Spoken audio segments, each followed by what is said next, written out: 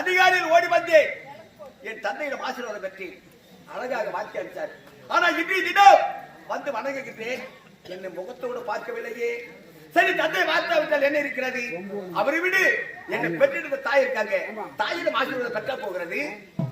அம்மா அம்மா, உன் மகன் நான் வந்திருக்கிறேன். என்னை வார்த்தைகள் தாயே,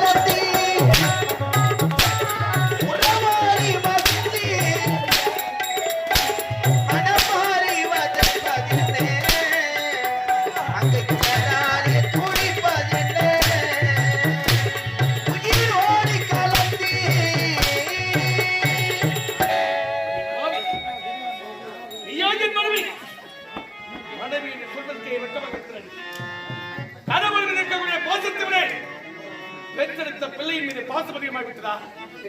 நான் உரைத்தும் உன் மகனிடத்திலே பேசிவிட்டாகி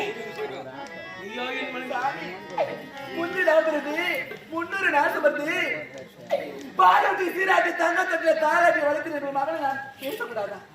சாமி அப்படி நான் கடவுள் விட மகன் மீது பாசம் அதிகமாகிவிட்டது. போது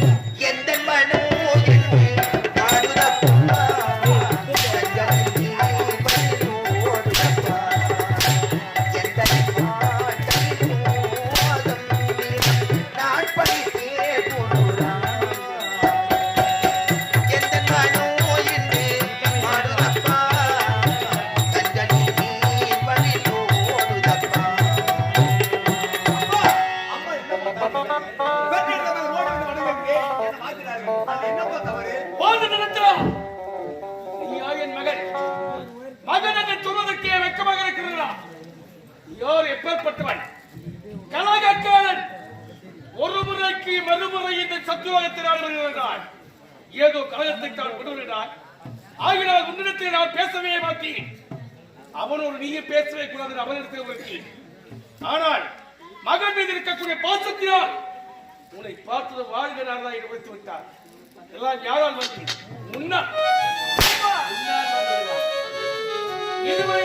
போட்டால் தவறான மாற்றி கொடுத்தது தெரியாது, அவனை கரத்தொட்டு மடித்தது தெரியாது. இன்று அவனை நான் சாட்டை கொண்டு வந்தேன் காரணம் என்ன? இதற்கெல்லாம் காரணமே நீதல்லவா?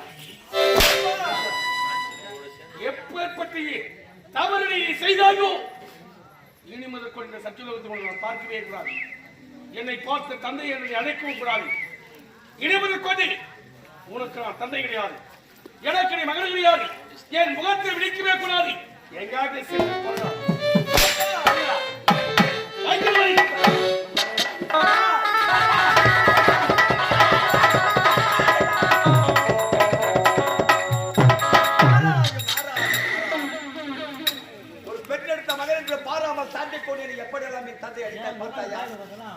கழகமே இல்லை என்று தகுத்து கொண்டிருந்தேன். ஆனால் எனக்கு இதுதான் சரியான கழகம். எப்போது என் தந்தை என்னை சாட்டை கொண்டு அடித்தாரோ அதே போன்று என் தந்தை அடிவாங்க வேண்டும். அதனை நான் கண்குள்ளரை காண வேண்டும். அப்படி இல்லை என்றால் என்னுடைய சிரமப்பட்டது 1000 சுக்கலாக வெடித்து நான் இறந்துள்ளேன். இந்த கழகத்தை எப்படி செய்ய போறது தெரிகிறதா? இதுவரையும் தேவர்களுக்கும் அரக்கர்களுக்கும் பகை இல்லாமல் ஒற்றுமையாக வாழ்ந்து வருகிறார்கள். அங்கே செல்ல வேண்டும். நிகண்டாபுரி கோட்டை ஆளக்கூடிய எரிகண்டா சூரர் யமகண்டா சூரரை சந்திக்க வேண்டும். தேவர்களுக்கும் அவர்களுக்கும் பகை மூட்ட வேண்டும். அந்த அரக்கர்கள் என் தந்தையை சாட்டை கொண்டு அடிக்க வேண்டும். அதை நான் கண்குள்ளர காண வேண்டும். இது ஆகியோருடைய ஆசை. சரியான கலம் கடந்து விட்டது. நான் எப்படி பெற்றவன்? ஒரு நாளைக்கு ஒரு கலகம் செய்யவில்லை என்றால் என்னுடைய சிரமப்பட்டது 1000 சுக்குலாக வெட்டிவிடும். ஜோடு மழை பெஞ்சா கூட சரி. இந்த வீட்டை ஒரு பிரச்சனை சொன்னா அதை ஒருத்தர் தலைமையில் கவுத்துமே அண்ணன் வீட்டை சொன்னாதான் நான் உயிரோடு இருப்பேன். தலைவலிக்கு செத்துடுவேன். தூங்கிக்கிற குழந்தைய கிள்ளிடுவேன். தொட்டில மாட்டிடுவேன்.